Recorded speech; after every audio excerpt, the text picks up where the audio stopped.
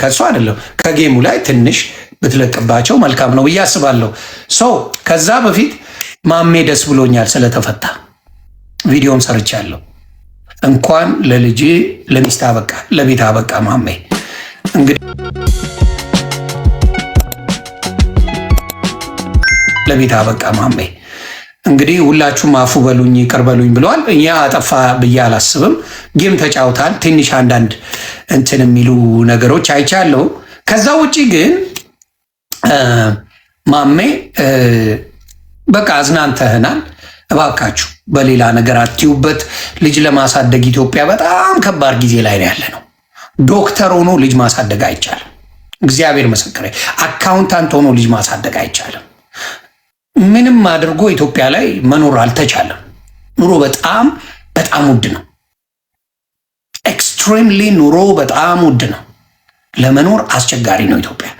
በተለይ ውጪ ቤተሰብ የሌለው መኖር አይችልም። በኢትዮጵያ በሚከፈለው ደሞዝ አንድም ሰው መኖር አይችልም። there is no a single person መኖር አይቻልም። አይቻልም፣ በጭራሽ አይቻልም። ኢትዮጵያ ትልቁ ደሞዝ ስንት ነው የሚከፈለ? 100,000 ቢከፈል ዊግ የሚያደርጉ ሴቶች 100,000 ብር ነው የሚያወጣው። ፍርዬ እንዴት ነሽ ውዴ? ዊግ ኢትዮጵያ ለማድረግ 100,000 ብር ነው። ስለዚህ አዋጣ ምንም ቢሰራ። ስለዚህ ማሜ በቻለው አቅም ኢንተርቴን አድርጎ ሚስቱን ልጆቹን ለማሳደግ የሚያደርገው ጥረት ስለሆነ ፕሊዝ ፕሊዝ ፕሊዝ አንደርስታንድ አድርግ ብለዋል። ሶ ዳት ቢን ሰይድ ወደ ሞጣ ፕሊዝ ጉቺ ለመጀመሪያ ጊዜ ያንጠባጠባችው ሰው ሞጥዬን መሆኑን አይቼዋለሁ። የስ ሞጣ በረኪና ለታኩር መኪና ብላ ግጥሙን ላይ መጣላት ባንተ ነው። በጣም አርጋ በቃ ቀኑን ሙሉ እየየ ስትል የዋልክባት ለመጀመሪያ ጊዜ በህይወት ያየሁት በጉቺ ነው። እንዲሁም ጉቺ ወዳጅ ነበረች። በምንም እንደተጣላችሁ አላውቅም፣ ፈጣሪ ወቀው። እዚህ ጋር የጉቺን ጥፋት ምንም አላየው። የጉቺን ጥፋት 5 ሳንቲም አላየው። ቤተሰብ ታፕታፕ አድርጎ አንዴ። ስለዚህ ፈታ እያለን ነው። የጉቺን ጥፋት አላየው። ስለዚህ ጉቺ ምንም አላጠፋችም። ለተራቡት ይረዱ ነው ያለችው። ታኩሬ መጣ፣ ሁሉ ነገር ተዘጋጀ፣ ተስተካከለ።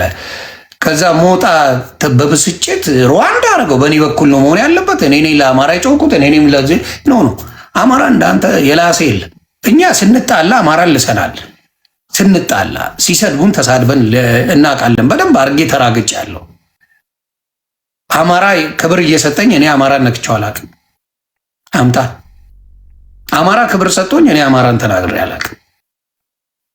አንተ አማራ ሳይናገር አማራን ተቀጠቅጣለህ በየጊዜው ቅጥቅጥቅጥቅጥ ነው። ሽባ ነው የምታደርገው አማራ እና ታስቀኛለህ። ኤኒዌይስ ወደ በጣም ያበሸቀኝ በጣም ያናደደኝ በጣም ጉዳይ እንደውም ጉቺ መጣሽ፣ እንኳንም ደህና መጣሽ። መጀመሪያ ኮመንት ለምን አጠፋሽ? እኔ ጋር አሪፍ ኮመንት ነበረ ስለ ቤታዮ አስተያየት የተሰጠውትን አጥፍተሽዋል። ኮሜንት የተባበሩት አጥፊ ብለውሽ ነው መሰለኝ፣ ቅር ብሏቸው ነው መሰለኝ አጥፊ ብለውሻል። ከዛ ውጪ ግን ጉቺ አጥፍታ አይደለም ከሞጣ ጋር ጸብ ውስጥ የገቡት። ጉቺ አክባሪው ነች። ጉቺ ሞጣን ተናግሮ አታውቅም። ጉቺ ሞጣን ምንም ብላታት በስተት ነው። አረ ዋቴ አረ ማኝዚ እኮ ነኝ። እዛ ገብተሽ ማጥፋቱ እንዴት በስተት ሊሆን ቻለ? እሱን ታየው። ማኛው ሶሻል ሚዲያን አንቀርቅቦ እንትን የሚል ሰው ስለሆነ ያውቀዋል። በስተት ድሊት አረግሽው።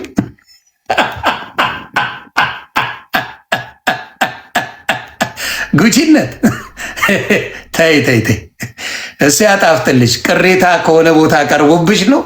እኛ እንረዳለን። ሀሳቤ ግን ተስማምቶሻል። ታንክ ዩ ኤኒዌይስ።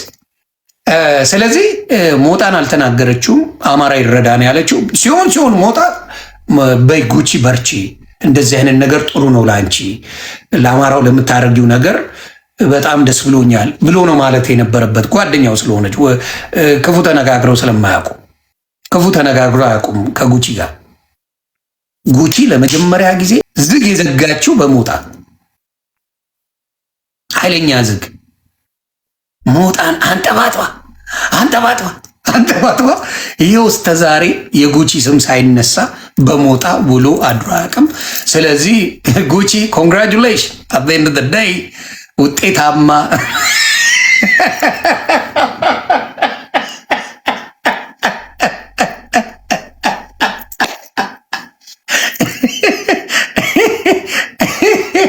ውጤታማ ሆነሻል።